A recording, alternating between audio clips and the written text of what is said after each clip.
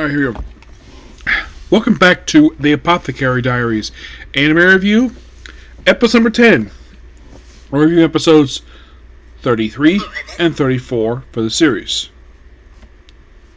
Okay, so, in the case of this particular episode, in the case of these two episodes in particular, with these two episodes, I finished watching these ones, I have only 10 more to watch, and then I'm caught up with this thing. Yep, just 10 more. In these two episodes, first one's called Late Emperor. This one involves basically Mao Mao doing investigating of what actually caused, not exactly directly caused death of the previous emperor. They expect natural causes, but why in the world his body didn't decompose after a week. So, after some looking around, and as such, and of course she concludes, after of course showing about the room where he used to use his office, and the little rock she picks up. Yeah, it turns out this little rock filled with glow stuff. Apparently this was arsenic. Yes, very poisonous, but not lethal. That doesn't kill right away, but it's slowly kill. And people do know about, apparently they do know about his little fetish of talking to little girls, and sleep, and then let's just say having adult time with them, because the man was basically a man-child, and he'll get to talk to young women, not to women around his age. That could explain why one of his concubines was a young girl. Yep.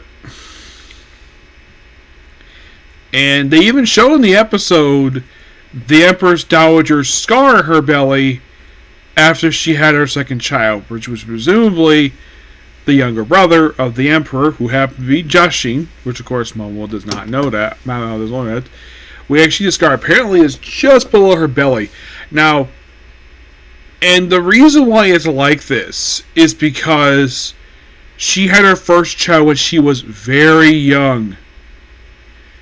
How young? Well, given the fact the Emperor is currently in his 30s, I'm guessing the fact that she is probably in her 40s. I'm guessing at this.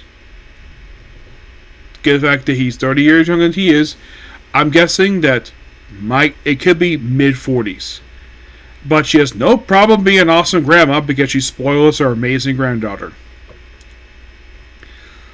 Of course, they don't really mention that she's basically a grandmother, even though she obviously is, given the fact that, like you each have the pure consort, where she basically that her daughter is also daughter of the emperor, which makes by de facto her granddaughter.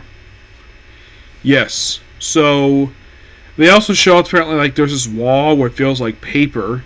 And after that's removed from it, of course, she has no problem with it at all. And shows what's behind it. A painting he basically did.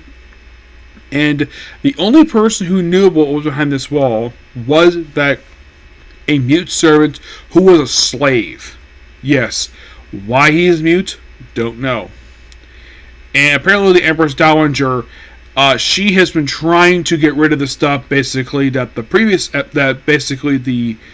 basically her predecessor as the Empress Dowager, despite the fact she also claimed top Empress, despite the fact she was simply the mother of the current emperor, which I still find that weird. Normally put an empress usually is reserved for the wife of the emperor, not the mother. But given the fact she had a lot of political power, that's simply the reason for it. And it's very heavily implied that the woman in front with the yellow outfit might be the Empress Dowager, because it can't be the mother of the emperor. Oh no. Because she was a terrible person. And they saw right there, it's a nice little story there. Jushin was there, basically witnessed everything, and of course, the Empress Dowager is satisfied basically with the result. I wonder if she, or probably Jushin, forwarded Momo's report to the emperor, given the fact that the previous emperor what was the current emperor's father. And it's kind of a good thing that he has not had the same fetishes as his father does. because because the current emperor is a decent person, and plus his tastes in women are a lot better than his father's. At least he doesn't go after little girls. He goes after voluptuous women around his age, not women who are about 10, 20 years younger than he is. Yeah, not where basically they're barely a teenager. Yeah. But in the case of the next episode, it's Ghost Story, where apparently Lady Geisha has no problem making Momo's permanent residence while living in the Crystal Palace, this storage shed, because she has some different herbs in there.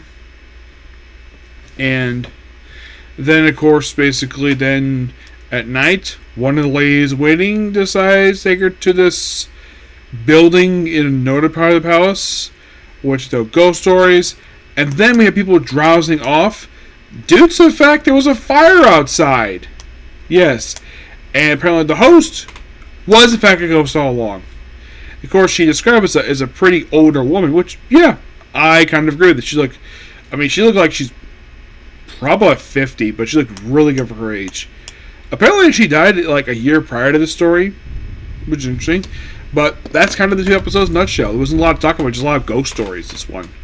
Yep, and like I said, we have 10 more to go, and then we're officially caught up with this one, and then I'll do my next anime after that. Yep, so yeah, that's particularly a particular review. Please be sure to like, comment, subscribe, turn notifications. Next, we have a Comic Corner, and it's on to Doctor Who next. Okay, next video. Bye.